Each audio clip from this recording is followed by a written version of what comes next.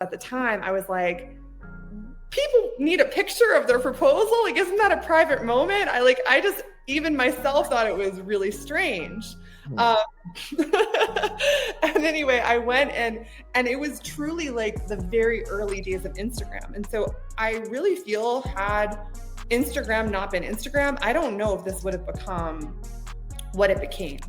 This whole proposal industry, like it didn't exist really before. So I did this proposal for this man. It was on like the boat, like the lake near the boathouse in Central Park. And it was just photography. In the early days, it was just people were like, show up, take pictures of my proposal. That was it. And so I showed up to this man's proposal. I was in this little hut near the lake on Central Park. And all he told me was, I'm wearing a blue shirt, she's in a green dress. I'm going to be in a boat, rowing my boat, and I'm going to propose to her in the boat. And so I was stationed in this little hut. I had one of those super long telephoto lenses to like catch him. And I'm like there waiting, like a little sniper, waiting to get my shot of him proposing. And finally the guy rows his boat and I see him. And at the moment of his proposal, he turns the boat where she's facing completely away from me. And so all of the pictures are the back of of her head, because I was in the hut. I can't move, like, cause it's water.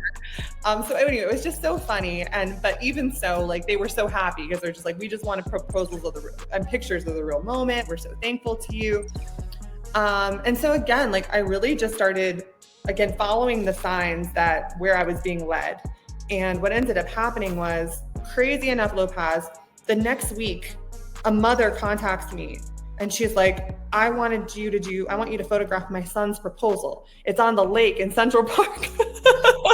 He's going to be in a rowboat. And I'm like, what? I'm like, 2 in a row. Like, what are the chances of this? So I'm like, well, don't worry. I'm like, you're in luck because I know everything about this and I'm going to help you make this perfect, because we're not going to make the same mistakes that the prior guy made. Yeah. And so I helped her. And it came out perfect. And in the end, she was just like, she grabbed me and she's just like, listen, you don't understand like what this meant to our family. She's like, this is your destiny. She's like, you are meant to help people with their proposal. She's like, you don't understand. Like, this is it. Like, you helped us so much. We needed this. He needed your help.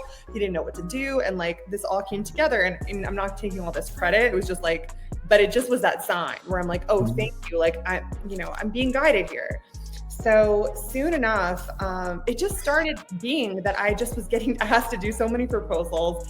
And one day I put up a little video online just talking about proposals, because I had learned a lot just from doing so many. I'd really learned like little insights into like how this all works.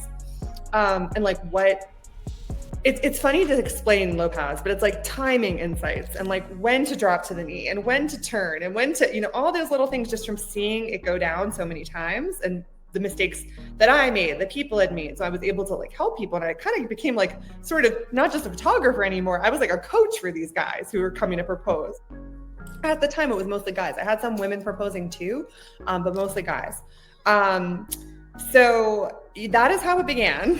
And it just started snowballing, where it was like slowly what ended up happening was, and I used to do all kinds of like corporate photography and all kinds, but slowly people were coming to my website and they're like, you're an expert in proposals. Like I became like just getting known for that.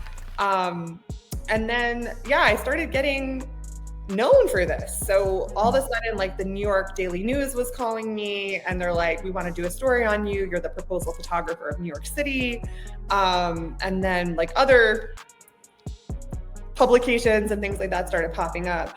And, but over time, so my business started kind of growing, and it was just photography. It was just me.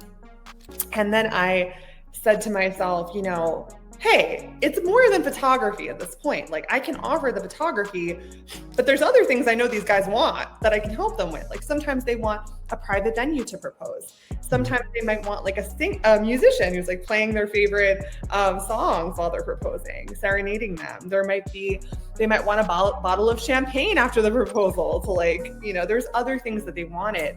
And so I started offering all that. I'm like,